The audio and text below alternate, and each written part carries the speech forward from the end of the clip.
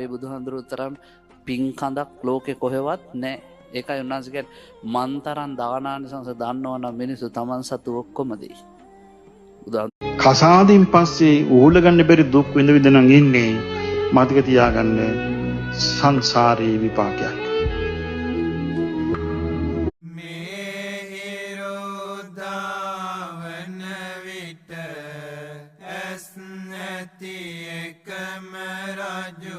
ගෙදර ප්‍රශ්න ලොකුට හිතන්න එපා. වෙච්ච වැරදි අඩුපාඩු ඇති කොල්ලු කෙල්ලන්ගේ ඒව හිතන්න එපා. එතුමා අභිනිෂ්ක්‍රමණය කළදා පටන් සත්වසක් සිතින්වත් පවු නොකොට ලැජ්ජ බය තියෙන කෙල්ලෙක් කසාද බඳින්න ලැබුණොත් ඒ කොල්ල වාසනාවන්තයි. ලැජ්ජ බය තියෙන කොල්ලෙක් කෙල්ලෙකුට බඳින්න ලැබුණොත් ඒකට එක එක්කෙනා දැක් සමහර අය දකිනකොට අපිට තරහ එනවා. නිකම් මෙයා වැරද්දක් කළත් නැහැ. සමහර අය දකිනකොට රුස්සන් නැතුව යනවා. සසරේ තමන් කරපු දේ තමන්ට නම් එනවා. තමන් ලෝකෙට කියන දේ නෝ දෙන්න දේ ලැබෙනවා. මා ඔබට ධර්මයේද දෙන්නේ මට ධර්මයේම. ගුරු දේවීනි යම් දිනක මා සතු අරමුණ සඵල වූ විට ඔබවයි මුණ ගැසෙන්නේ පළමුව. මට ඔබ අනේ පොඩි කෙල්ලෙක් අඬාගෙන ආවා.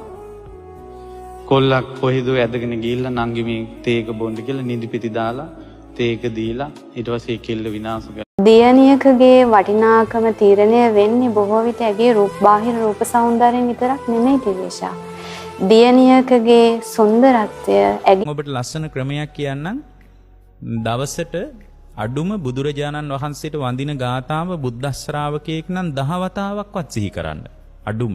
අද වුණත් බැරි ස්වාමීවරුන්ට හවියහත්තිය නැති ලෙඩ දුක් තියෙන ස්වාමීවරුන්ට රස්සාවල් හොයාගන්න බැරි වෙච්ච ස්වාමීවරුන්ට දුරු වී අඳුර ඇති මග එළි වේවා පැහැදී බුදු අපේ බුදුහාඳුරු එක වෙලාවකදී දේශනා කරන මහණෙනි බෝධි සම්භාර ධර්ම පුරන්න කලින් ඒ කියන්නේ අසංඛේය කල්පලක්ෂ 4කට කලින් කොල්ලෙක් කෙල්ලෙක් යාළු වුණාට පස්සේ පවා තමන්ගේ කොල්ලගේ යාළුවෝ සෙට් එක අර කෙල්ලට වචනයක් කිව්වොත් අර කොල්ල එකපාරම මේ ආවේගය මතක තියාගන්න පචහලහලා බොරු කියා දේවාල වල පඳුරු 1000ක් ගැට ගැහුවත් දෙවියෙක් නම් බලන්නේ නැහැ. නිවන් දකින්න තව එක chance එකක් තියෙනවා.